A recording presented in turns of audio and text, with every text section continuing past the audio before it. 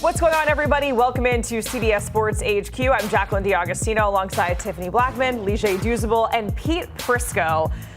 Everyone, it is not all sunshine in Miami Gardens as you're heading into Week 8. Opposite. I think that's being generous. They are 1-6, and it just feels like every single time somebody is at the podium, there are fireworks, shots fired, all the things. It's really, really bizarre. It's like PR is working overtime they are. For that team. You have to be in that situation. And then you have on Monday, Mike McDaniel saying, hey, Tua's going to be the starter this week. My expectation is he's not going to throw 10 picks. And then today he had a little bit of a different thing to say. We had a great hour and a half meeting yesterday. We had a great hour meeting the day before. As Tua and I have always operated, I think there's zero uncertainty with Tua on my conviction in him and my belief in him. So I think we're both very, very eager to do better at our jobs, and we're both very committed and trusting of each other to respond to what is necessary for the team to do better. So it's where do you go? Because like you said, every time someone's at the podium, it's I'm saying this, and then the next time it's I'm backtracking from it. So this was quite different than what we heard on Monday. What's going on with Mike McDaniel and how he leads this team? Well, he knows he's gone. That's what he does. I mean, how do you lead a team when you know you're going to be fired? It's tough to do. But you also have your quarterback, who you called out, basically.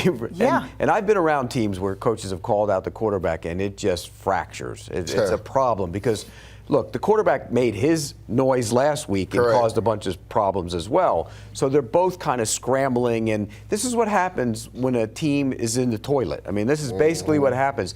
Everybody starts scrambling, and you look in the mirror and you go, how can I save myself? How can I make myself look good? Because that's what it basically, they talk all this talk about we're one team, we're all united. In the end, everybody's an individual corporation, and when things go bad, you start doing anything you can to make yourself look better, and that's what's going on. Pete, you know why there's no uncertainty about Tua? Because his money's guaranteed next year. So you're not going to bench him. Mike McDaniel will be there to be part of that. But my thing is, that's probably coming from above him, right? He's not gonna be allowed to bench Tua because they're paying him $53 million a year. He's gonna take all the reps on the field. I need a return on my investment if you're Stephen Ross, the owner. So Pete talked about it, right? The week before, it was Tua calling out players, which never goes well in the locker room. And then Mike McDaniel kind of kids in, well, my hope is that we don't throw 10 picks, which you don't say about your quarterback, especially the guy that you essentially kind of handpicked and kind of resurrected his career. When things are going in the dirt, right, that's where true character is shown. And right now, it's not showing well from the players. It's not showing well from the coaches. And to Pete's point, it's a dumpster fire over there. And there's probably going to be wholesale changes when the season ends. But again, there's no uncertainty because Tua is not going anywhere. His contract is guaranteed next year. He will be the starting quarterback. Tua, Trevor Lawrence, Kyler Murray, those should all be cautionary tales to these teams when you rush to make your quarterback a franchise guy in terms of the numbers in his contract. Sometimes it comes back and it might bite you in the behind. So this is Exhibit A on that because right now he's not close to playing to that level. Yeah. As mentioned, Dolphins 1-6, and they're coming off of a massive loss to the Browns. So let's welcome in our NFL and CBS sideline reporter Aditi Kinkhabwala. Aditi, you were there covering that game with the Dolphins and the Browns in all of the AFC North weather, might I add.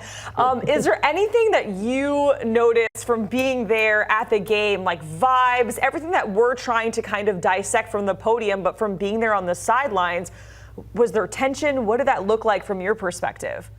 Well, I will say this, since Pete did bring up Tua's sort of ill-advised, unintentionally not smart comments, I guess that's the best way we can say it, in the aftermath of that Chargers game. He was very, very honest. He was sincere. He was genuine with us when he was contrite and said that he embarrassed himself, essentially, that this whole team's goal is to quiet the noise, and he had, as he put it, actually put more coals on the fire. And so that's what he regretted. He regretted that he didn't think about how his words would be taken. He hated that his teammates had to answer for those questions. He owned up to it. Mike McDaniel gave him a lot of credit for that. And his teammates did say that it was a much bigger deal outside the building than it was inside the building.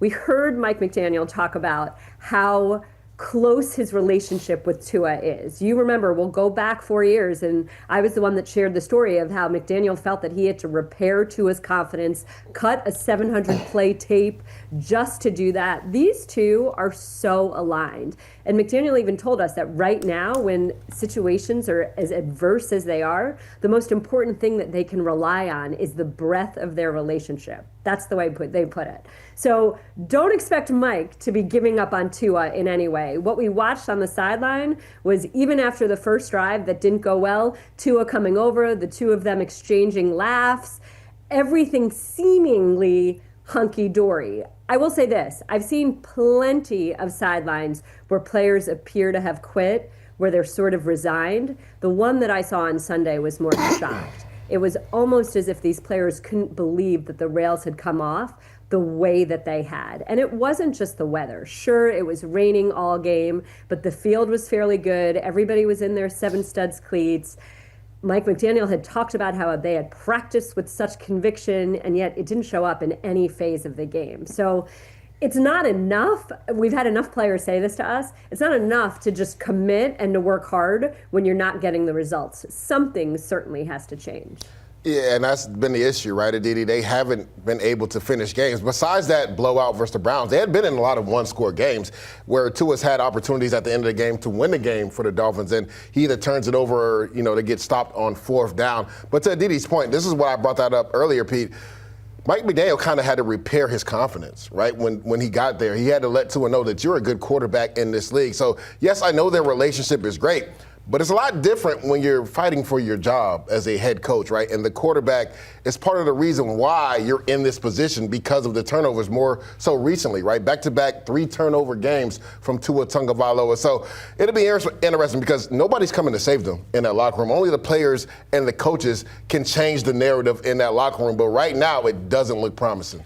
Well, look, when you look at this team, they've lacked discipline for years under Mike McDaniel. That's what they have. And they don't have a quarterback who exactly instills fire in the belly. I'm going to call out my teammates and call my huddle together. And so the combination doesn't work. It just doesn't work. Like, Tua and Mike McDaniel might be on the same wavelengths when it comes to offensive football and how to play the game. But when it comes to passion and drive and discipline and everything you need to build a team, I'm not sure either one has that. And that's part of the problem. Yeah, like they're on the same wavelength in that regard. Right. Kind of maybe both too relaxed. Is that kind of what you're...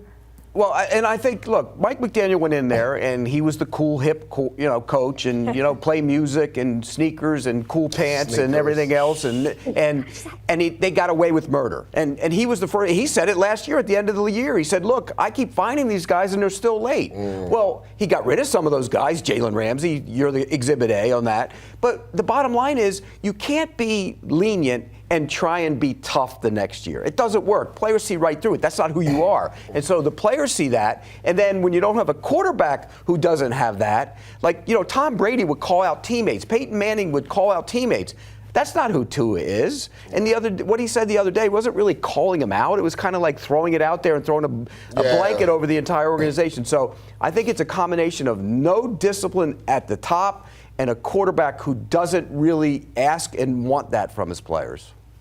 Pete, you are so correct. Tiffany and I, part of the magic of what we get to do is that we watch practices every Friday all across the league. And for years, our crew has been talking about how soft the Dolphins are, how they barely practice, how they're just sort of going through the motions. And this is a club that has been talking about culture and changing the culture for years now. That's why they brought in Calais Campbell last year. Supposedly he was supposed to show them what a level of professionalism is. But Pete, you are hitting on it exactly.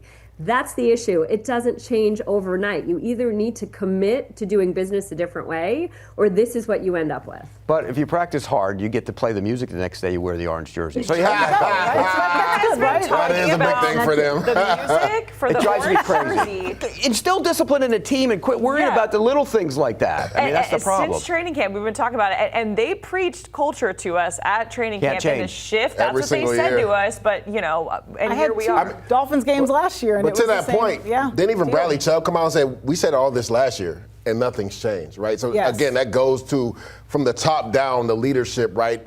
And instilling culture. They haven't instilled the right culture. To your point, they were just more talented than everybody the first couple of years. That's why they were able to win games. They're not as talented as everybody, and they can't overcome some of those mistakes. So when the culture's already been set in a negative way, this is the result of what you get. So with this result now then, when you have a team in the position that they're in and the trade deadline is approaching, it's November 4th, what do they do? Who do they need to move on from? Start selling edge rushers. For sure, Bradley Chubb is a guy. There's plenty of teams that are looking for edge rushers. His contract could be a problem, though. I mean, he's got a little bit more on that contract. But maybe he could, restructure it. Or they could eat some of the money. Correct. And then Jalen Phillips is another guy. He's a free agent next year. And the only thing with him is he has the history of the knee injuries, right? So, but like if somebody's looking to make a Super Bowl run, they could get some burst off the edge with Jalen Phillips. So to me, those are the two guys, the most prevalent guys on the roster that I'm sure people are calling the Dolphins and saying, hey, what would it take to get a Bradley Chubb or a Jalen Phillips to come over here? What compensation would you take? I was talking to guys in the league about this the other day, about having a garage sale. That's what I call it. You're going to have come in and pick around and see what you want. And when you do that, you got to be careful you don't give away players that the next group might need and want. So I don't think Mike McDaniel and Chris Greer are going to be making these decisions. They're going to be made from above. Yeah. And when they're made from above, you look at it, you say, Chubb's contract, that's tough. Will we eat some of the money if we want to trade him and get some assets back for him? Mm-hmm. Phillips is an unrestricted free agent, so you trade him. I would trade him tomorrow afternoon. Yeah. I mean, because the bottom line, he's not going to be there next year anyways. You're not paying him, so give him to a team that needs it. I'll give you two other guys. Zach Sealer, his contract is not that prohibitive, and he hadn't played as well. He just signed an extension. But if you look at the numbers, you can trade that and eat that a little bit. And teams out there need defensive tackles. He might be a guy they call on, and the other one is Jalen Waddle. There are receiver-needy teams that are calling about Jalen Waddle. And when what are you going to get back for him? And if you're the Miami Dolphins, you got to ask this question. Is he a guy that's going to be part of our foundation when we do rebuild? And if he is, you don't trade him. If he's not, and you can get assets for him, then maybe you look at that and you trade him, because there are a lot of teams around the league looking for receivers. Yeah, I mean, we've talked a lot about the edge rushers and Bradley Chubb and, of course, Jalen Phillips, but Jalen Waddle, not something that I've heard too often. Pete Ligier, we appreciate it as we're, did you want to add Well, we got to go to break, but I was like, if you trade Waddle, like, you're literally saying the season's over. The season's over, the whole thing's starting all over again.